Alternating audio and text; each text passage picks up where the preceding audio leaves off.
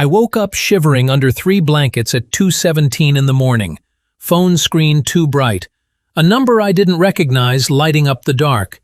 "Please, I'm sorry to call this late, but my wife needs her shot, and the regular nurse is snowed in on the interstate." The man's voice cracked on the word "please" in a way that told me he'd been pacing his kitchen for 20 minutes, working up the nerve to dial. My name and number were on the home health roster for exactly nights like this, and I'd learned a long time ago that when the phone rings past midnight, you don't ask why me, you just ask where. His name was Daniel. He met me at the door of a 3rd-floor walk-up that smelled like cinnamon and old paperbacks, the good kind of old, spines soft from actual reading, holding a mug of tea he'd clearly brewed and then completely forgotten about. He was somewhere in his 50s, silver at the temples, the kind of face that had spent a lot of years laughing outdoors. "She's in the bedroom," he said. "She's fine.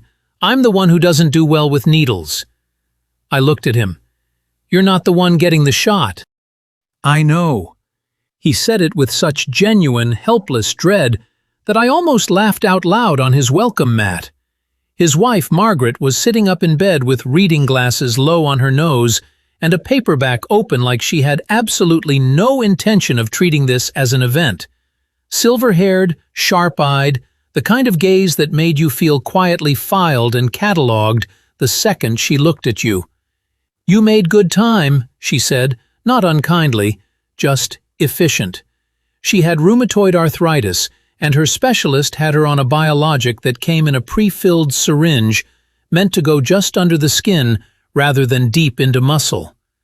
I sat on the edge of the mattress, and she nodded at me to go ahead, so I opened my bag and started laying things out, slow, unhurried, the way I always did. I've never once been in a rush to hurt someone, even a little, even for their own good, and there's something about watching a person arrange their tools calmly, the alcohol wipe, the gloves, the syringe, that tells a patient's nervous system there's order here. No surprises coming. "Eaten today?" I asked, snapping on gloves. "Lunch. A mediocre sandwich." She said it like a complaint filed for the record. "Good. Any redness where you injected last time?" "Left thigh last time. Healed clean." "Belly tonight then." We rotate sites, not because it's a nice suggestion, but because the same spot over and over gets irritated, gets tough, and stops absorbing the medicine the way it should. Rotation isn't optional. It's the whole game. Daniel hovered in the doorway, close enough to be present, far enough to pretend he wasn't watching. "You can come in," Margaret told him without looking up from my hands. "I'm good here." "He hovers. I tolerate it." She peered at me over her glasses. 26 years married. "That explains it," I said, and it did.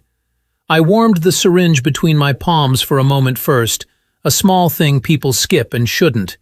Cold medication stings going in, and 30 seconds of body heat changes the whole sensation. Patients notice, and noticing does something. It tells them you considered their comfort before you considered efficiency. "Cold in 3, 2, 1, I said and swiped the skin.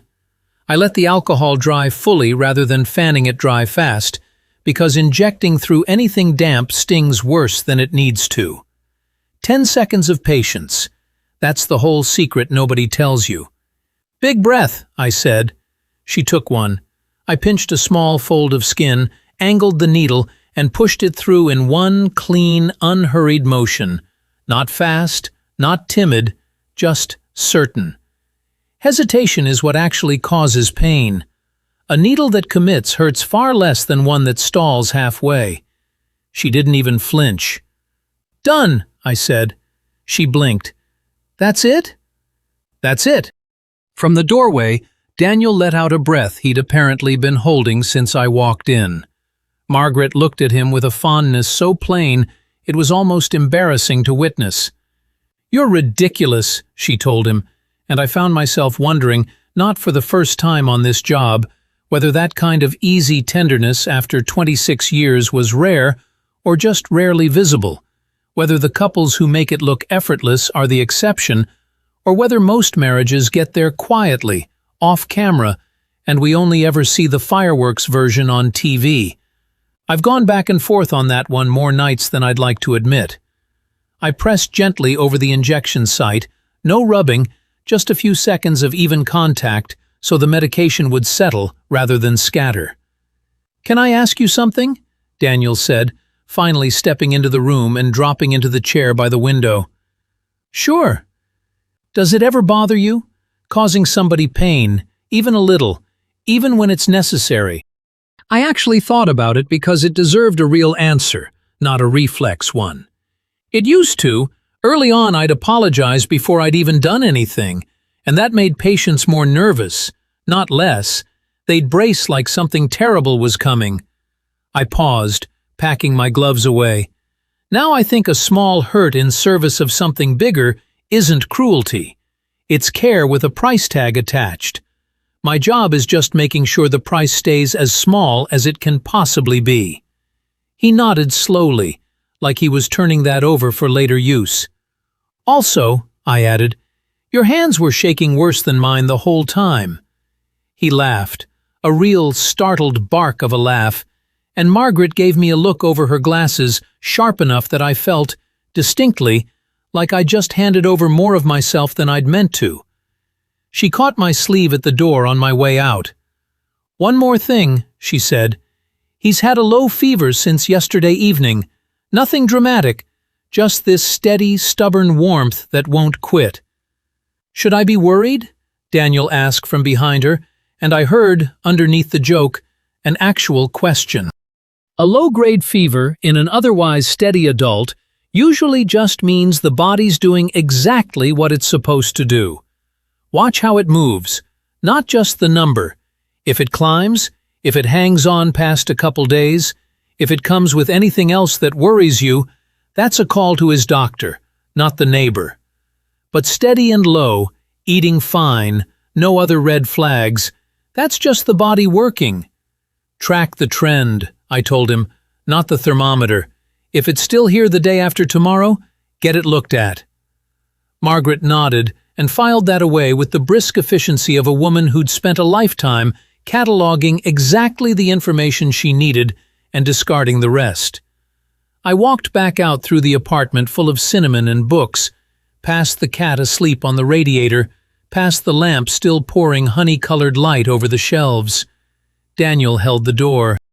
"Thank you," he said quietly, and something in the way he said it made me suspect the gratitude wasn't only about the needle.